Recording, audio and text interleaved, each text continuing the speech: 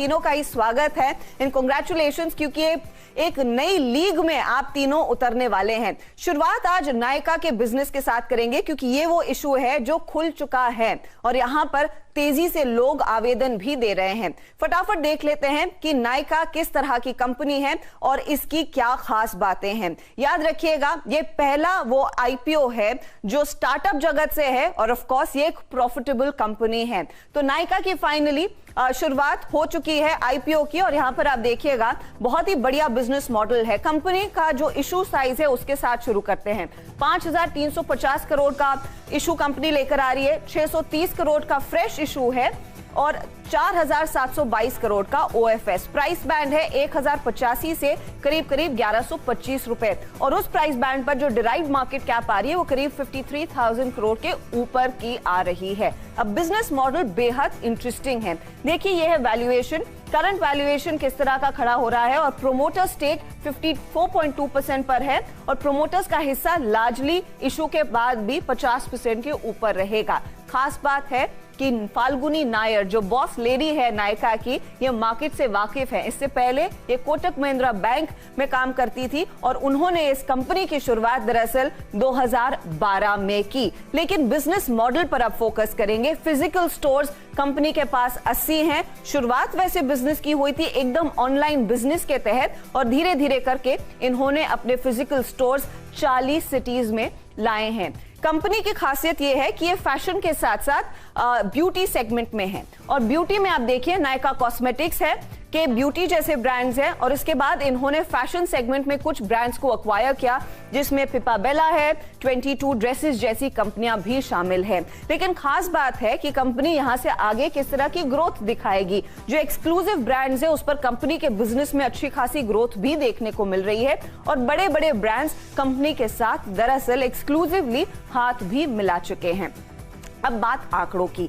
Gross merchandise value, इस शब्द को आप याद कर लीजिए, जीएमवी कहते हैं, और हर साल यहां पर हमने देखा है कंपनी ने इजाफा ही दिखाया है। FY21 के रिपोर्टेड नंबर्स में 4,000 करोड़ के ऊपर की जीएमवी कंपनी ने एंजॉय की है। अब आप देखिए, रेवेन्यू में भी अच्छी खासी ग्रोथ है। FY19 में जहां पर ये 1,100 करोड़ की थी, FY22 में कंपनी ने 2,440 करोड़ तक के रेवेन्यूज भी डिलीवर किए हैं। यही नहीं, इनके इंडिविजुअल बिजनेस पर भी अगर आप ध्यान देंगे तो ग्रोथ अच्छी खासी देखने को मिल रही है, और मार्जिन्स में इंप्रूवमेंट है। हर साल मार्जिन्स लगभग बेहतर होते हुए दिखाई दे रहे हैं, और कम से कम 2% तक की ग्रोथ देखने को मिली है। FY21 में मार्जिन 6.61% पर आकर खड़ा हुआ है, तो ग्रोथ अच्छी है। और खास बात यह है कि नायका इकलौती वो स्टार्टअप है जो अब लिस्ट होगी जो प्रॉफिटेबल है। FY21 में ही कंपनी ने करीब 62 करोड़ का मुनाफा दिखाया है, और फैशन बिजनेस में भी हम देख रहे हैं इनका जो जीएमवी है यानी कि ग्रॉस मर्चेंडाइज वैल्यू वो लगातार बढ़ती दिखाई दे रही है। तो ये है नायका का आईपीओ जो बाजार में खुल चुका है, और उसको रिस्पांस भी अच्छा खासा मिल रहा है। अब जोड़ लेते हैं कंपनी की फाउंडर को, बॉस लेडी को। हमारे साथ है फाल्गुनी नायर। फाल्गुनी, स्वागत है आपका and congratulations on the IPO. इस दिन का इंतजार आई एम श्योर आपको सालों से था। आप 2 सेगमेंट्स में ऑपरेट करते हैं, एक है फैशन यानी कि अपैरल बिजनेस, और दूसरा है आपके ब्यूटी प्रोडक्ट्स जिसके साथ कंपनी की शुरुआत हुई थी। ये अंदाजा दीजिए इन दोनों बिजनेस कितनी ग्रोथ दिखा रहे हैं, और खासतौर से जीएमवी कितनी इंप्रूव हो रही है।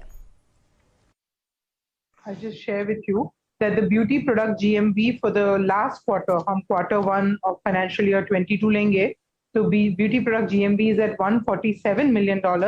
Or fashion GMV is at $52 million for the last quarter, and the total consolidated GMV is at $199 million. तो ये मिक्स में अभी ऑलमोस्ट फैशन बिजनेस 25% की तरह उसके उतना पहुंच रहा है, अराउंड 22-25%। ओके, तो ग्रोथ डेफिनेटली है, लेकिन एक चीज है कि ये बिजनेस काफी कॉम्पिटिटिव है, और लार्जली अनऑर्गेनाइज्ड स्पेस में हमने देखा है काफी कुछ हुआ है, कई बड़े ब्रांड्स हैं। तो आपकी यहां से आगे एक एज क्रिएट करने के लिए ग्रोथ की स्ट्रैटेजी क्या रहेगी, और आप अपना मोट कैसे क्रिएट करेंगे? हम असॉर्टमेंट पे बहुत फोकस करते हैं। हमें लगता है कि हमें कस्टमर को बेस्ट असॉर्टमेंट देनी चाहिए, हाई क्वालिटी असॉर्टमेंट, और what best of what world has to offer, best of Indian companies have to offer। तो हम काफी असॉर्टमेंट पे फोकस करते हैं। हम कहते हैं हमारी वेबसाइट क्यूरेटेड है, यानी हम कस्टमर के लिए पहले ही क्वालिटी चेक कर लेते हैं and we only allow those brands के जो अच्छी क्वालिटी के हो। तो हम क्वालिटी चेक तो पहले ही कर लेते हैं। ब्यूटी में तो हम इन्वेंट्री लेड भी है, तो ऑथेंटिसिटी और जेन्युइन प्रोडक्ट्स ही हम बेचते हैं। तो हमने अपनी असॉर्टमेंट से काफी वैल्यू ऐड की है कस्टमर्स को। सेकेंडली, हम बिलीव करते हैं प्रीमियमाइजेशन में कि customers want the right quality product with right efficacy and right quality and right use for them. तो वैसे प्रोडक्ट्स और एजुकेशन के थ्रू हम कस्टमर को दिखाते हैं।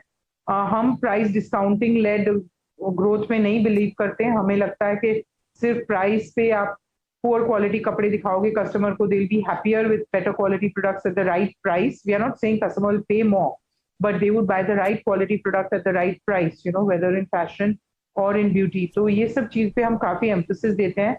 तो बेसिकली आप कह रहे हैं कि डीप डिस्काउंटिंग का फॉर्मूला जो बाकी ई कॉमर्स प्लेयर्स अप्लाई करते हैं वो आप अपने बिजनेस में ज्यादातर अप्लाई नहीं करती हैं और असॉर्टमेंट पर फोकस है।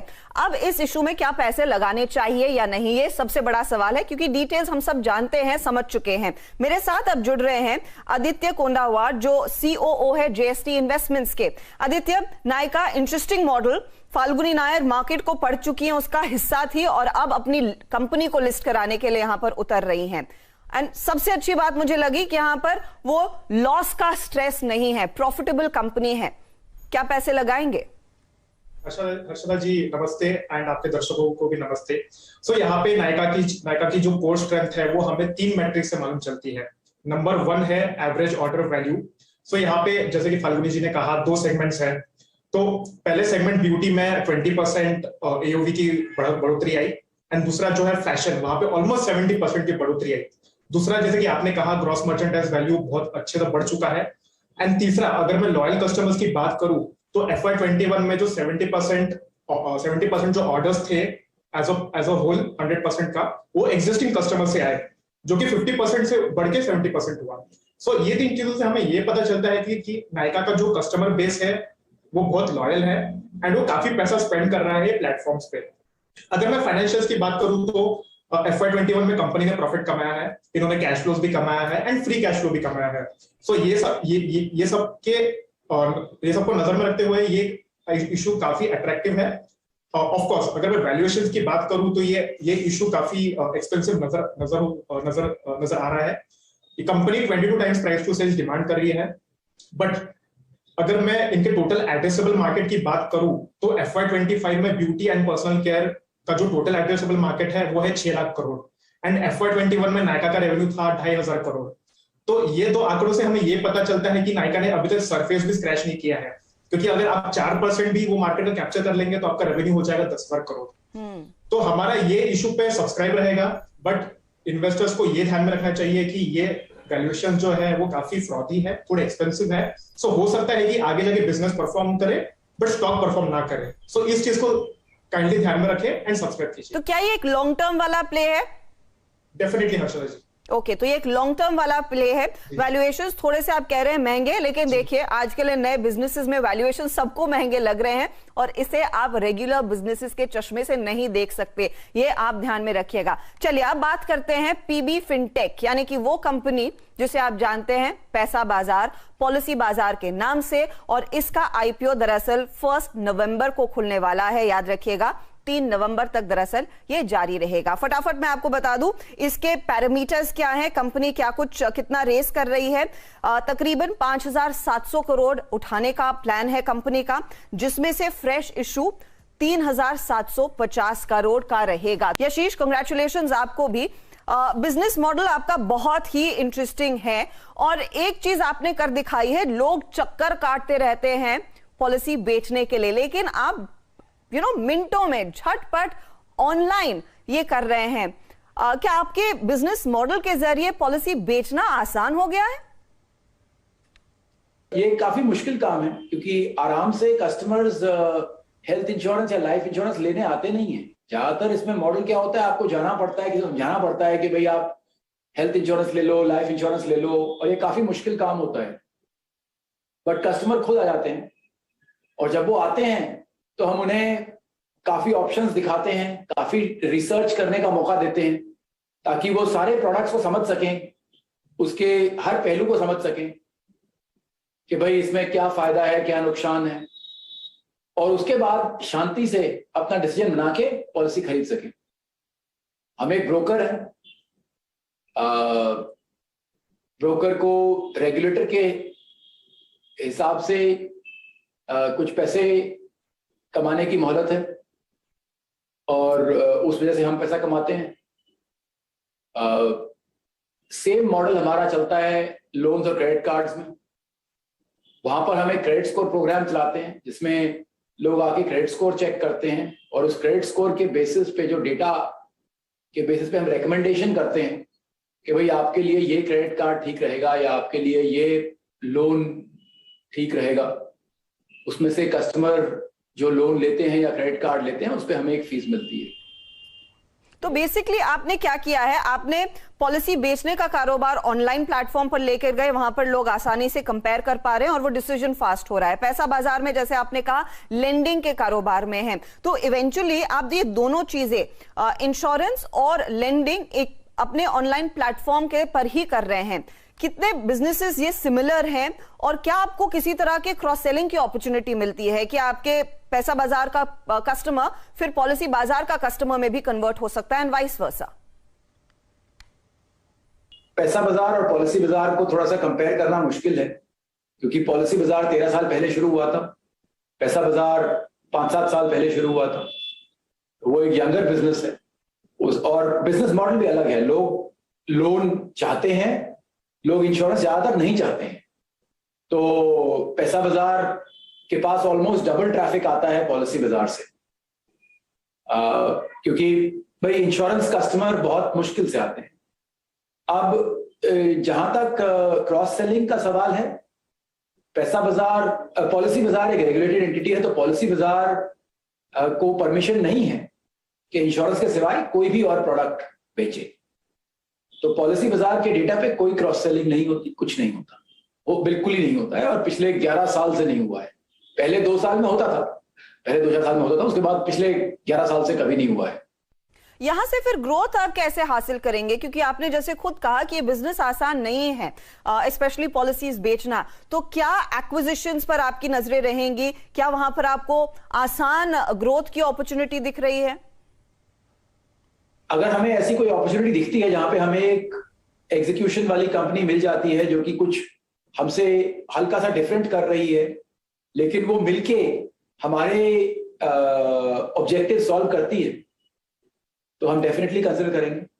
अगर कोई ऐसा बिजनेस मिलता है जो लगता है हमारे बिजनेस को सिर्फ बढ़ा ही नहीं सकता बट कॉम्प्लीमेंट्री है, मतलब मैं कैसे बताऊं आपको कि भाई जब बोलते हैं ना कि मतलब 1 और 1 11, तो अगर ऐसा हो रहा होगा तो हम जरूर एक्विजिशन का सोचेंगे। ओके, तो एक्विजिशंस का को ढूंढेंगे, लेकिन वो अग्रेसिव स्ट्रैटेजी नहीं होगी बिजनेस में ग्रोथ आगे अचीव करने के लिए। तो coming back to you Aditya, 940 से 980 का ये दरअसल है प्राइस बैंड। हमने देखा कंपनी जो भी पैसा उठाएगी वो लार्जली अपने बिजनेस को ग्रो करने में लगाएगी और थोड़ा एग्जिट दे रहे हैं। क्या इधर पैसे बनने के चांसेस हैं? क्या पॉलिसी बाजार में पैसा लगाएं? सो हर्षदा जी, पॉलिसी बाजार में कैसा है कि इनके 2 मेन प्लेटफॉर्म है। नंबर 1 पॉलिसी बाजार, जहां पे इनकी डिजिटल ऑनलाइन इंश्योरेंस सेल्स में 65% मार्केट शेयर है। पैसा बाजार साइड में इनकी मार्केट शेयर है 54% on the consumer lending side. अभी यहाँ पे जो हमारी रेगुलेटर है इंश्योरेंस की, IRDA, उन्होंने ये बोला है कि जो ऑनलाइन प्लेयर्स है उनका market share in the overall insurance industry is very less, मतलब बहुत ही कम है। अगर मैं लाइफ इंश्योरेंस की बात करूं तो ऑनलाइन प्लेयर्स का मार्केट शेयर सिर्फ 0.27% है एंड हेल्थ इंश्योरेंस में ये मार्केट शेयर 1% है। सो इससे हमें ये पता चलता है कि पॉलिसी बाजार जैसे वेब एग्रीगेटर्स के लिए बहुत बड़ी अपॉर्चुनिटी है आगे जाके।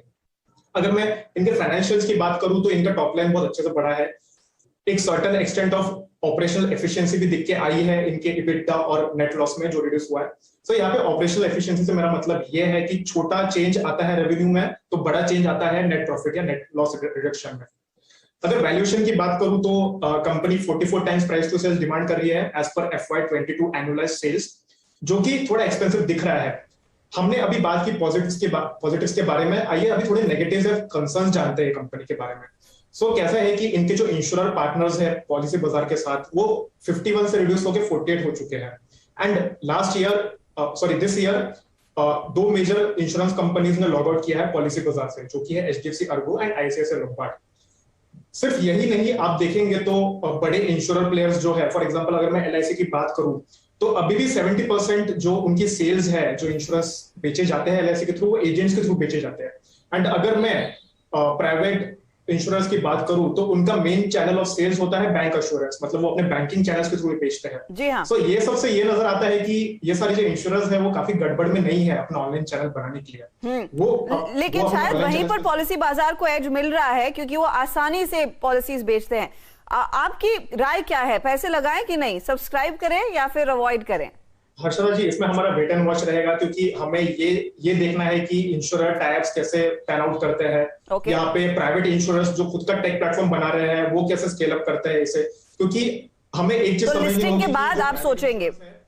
हाँ, हम सोचेंगे। ओके, तो लिस्ट होने दीजिए, जल्दबाजी मत कीजिए, मौका मिलेगा लिस्टिंग के बाद इस बिजनेस में पैसा लगाने का। तो ये है राय पॉलिसी बाजार पर, नायका पर क्लियर राय सब्सक्राइब की। चलिए लेंगे एक ब्रेक, लेकिन पेटीएम का IPO और पेटीएम पर फोकस सबसे ज्यादा रहेगा, क्योंकि ये दरअसल एक मेगा साइज्ड इशू है। 18,300 करोड़ कंपनी दरअसल रेस करने वाली है। 8 नवंबर को इशू खुलेगा, याद रखिएगा। 10,000 करोड़ का OFS, 8,300 करोड़ का फ्रेश इशू होगा ये। और प्राइसिंग भी इंटरेस्टिंग है, 2,000 के ऊपर की प्राइसिंग निकल कर आई है। और मेरे साथ है the man of the moment, Vijay Shekhar Sharma. Vijay, in fact आपके IPO का काफी समय से इंतजार रहा है, और आपका DRH भी मैंने पढ़ा, उसमें आप स्पेसिफिकली कहते हैं अगले कुछ सालों तक लॉस जो है वो कंटिन्यू करेगा। रिटेल निवेशक को सबसे ज्यादा चिंता है वो लॉस शब्द की ही होती है, ये एक वरी फैक्टर होता है छोटे निवेशकों के लिए। क्या कोई विजिबिलिटी है कि ये लॉस कब तक कम होगा? DRHP में हमें कोई भी रिस्क फैक्टर एम्पलीफाई करके क्लियरली डिसाइड करते हुए लिखना चाहिए, जो कि हमने पूरी तरह से किया है।